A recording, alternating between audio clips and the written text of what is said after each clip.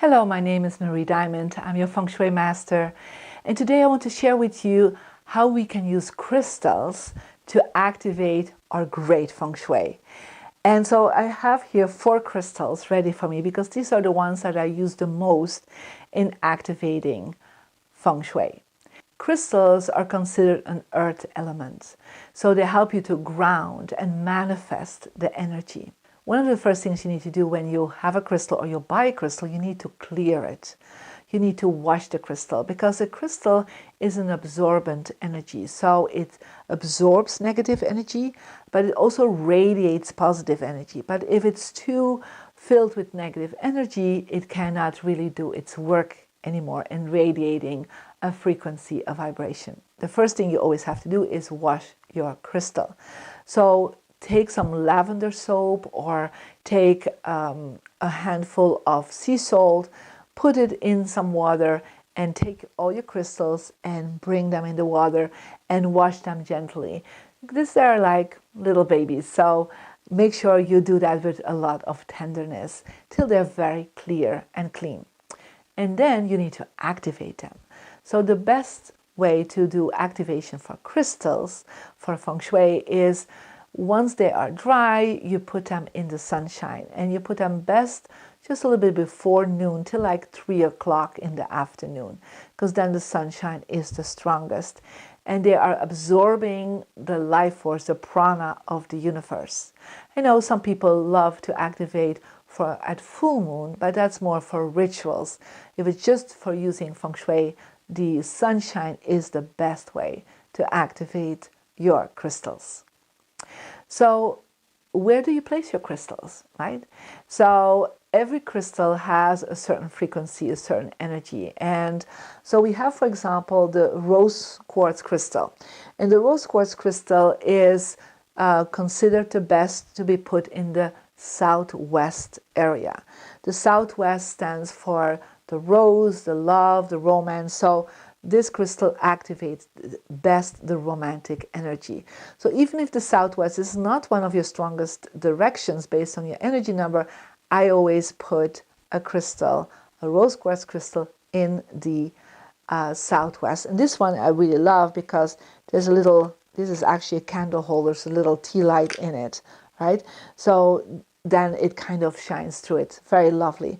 So put that in the southwest area.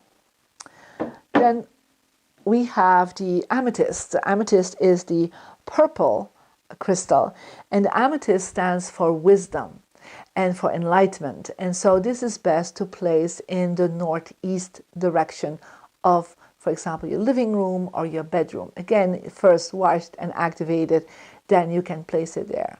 So when you put crystals, you always want, when you place it there, to put a certain intention in it. So even after they're washed and activated by the sun, you will take your crystal and you will put it on your hand and put your other hand on top of it, or depending if you're left-handed, you do it this way, and you put an intention in it.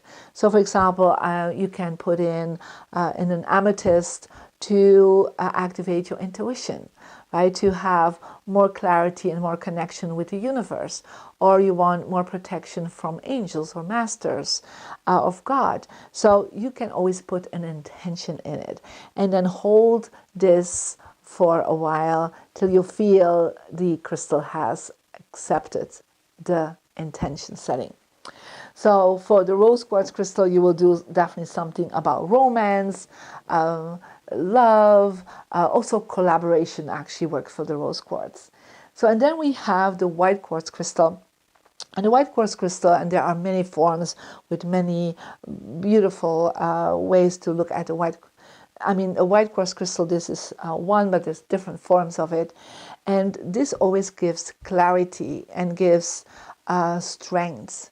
And so this is the best to place in the northwest or the west area of your living room or bedroom or even office.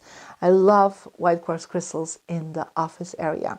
Again, you are cleaning and activating it, and then you can put literally strength in it or an intention setting to activate it, to make sure the crystal is working for you. So Another one that I really love from Feng Shui is Citrine. Yeah, it's kind of an orangey and earth tone color. And this is really good for wealth, for long-term wealth, not for cash flow, but for long-term wealth, investments. That is the one I would use in that sense. And the best place for that is actually in the center of your house, right? Or even like on a coffee table, but also the northwest area has a lot of good luck with a citrine gemstone. So again, you're washing, you're clearing it, and you put an intention on it. Especially if you also want to invest in real estate, yeah, you can place it in your office, for example, in the northwest. But if you want to really invest in real estate, you can also put this one in the southwest. So that actually helps too. So these are the general directions for your crystals. You know, crystals need to be re-energized. I suggest you to, every 6 months, take your crystals, wash them again, activate them again, and put another intention in it. So they are continuously living forces activating your romance, your strength, your intuition, and your wealth. So for more information on next steps on Feng Shui, you can go to mariediamond.com, and we have wonderful Diamond Feng Shui online courses you can work with. Have a wonderful day.